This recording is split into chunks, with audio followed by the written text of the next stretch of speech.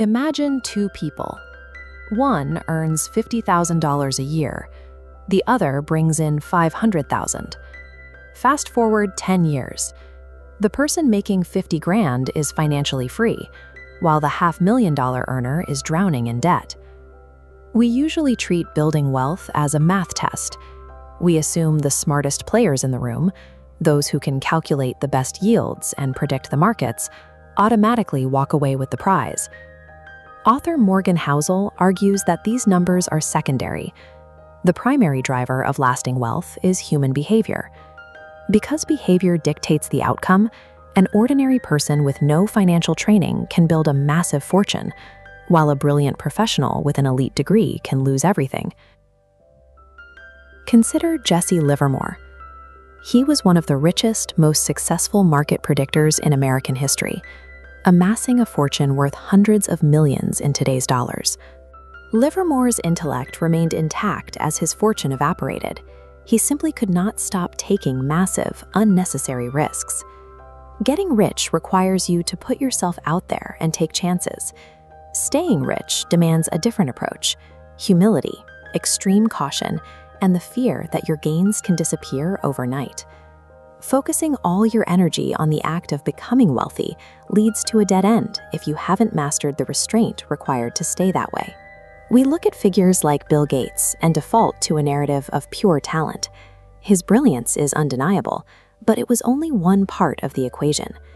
In the late 1960s, Gates attended one of the only high schools in the entire world with a functioning computer terminal.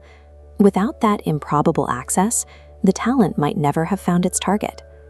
Luck and risk govern financial outcomes more than we want to admit. Success is rarely a purely self-made phenomenon. Recognizing the role of luck removes financial arrogance. It makes you less harsh on yourself when things go wrong, allowing you to survive long enough to capitalize on the next opportunity. Warren Buffett's fortune is often attributed to stock-picking perfection, but the most important variable in his success is often ignored. Buffett started investing as a child. His wealth is a product of surviving in the market for 3/4 of a century, allowing time to do the heavy lifting. This is how compounding works. For decades, the gains look small and unremarkable. Then, the trend line suddenly curves upward, accumulating mass like an avalanche. Now, look at this red Ferrari. Every dollar spent on a depreciating asset like this is capital permanently removed from your compounding snowball. Most people buy luxury items to signal success, yet observers rarely admire the owner. They look at the car and imagine themselves in the driver's seat. You trade decades of future exponential growth for a brief moment of visible status. Chasing admiration kills the very process that creates lasting wealth.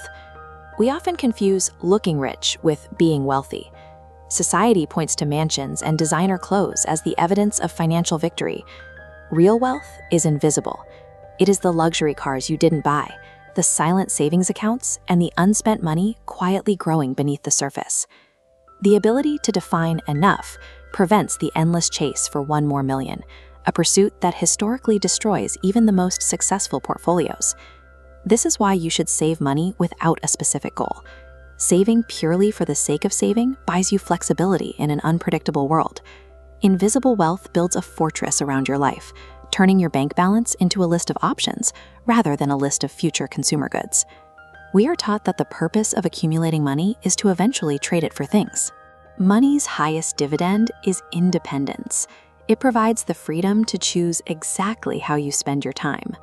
A millionaire with no control over their daily schedule lives a life of financial stress. A person of modest means who owns 100% of their time has achieved the highest form of wealth. Mastering the urge to have more provides the ultimate benefit: total control over your own life.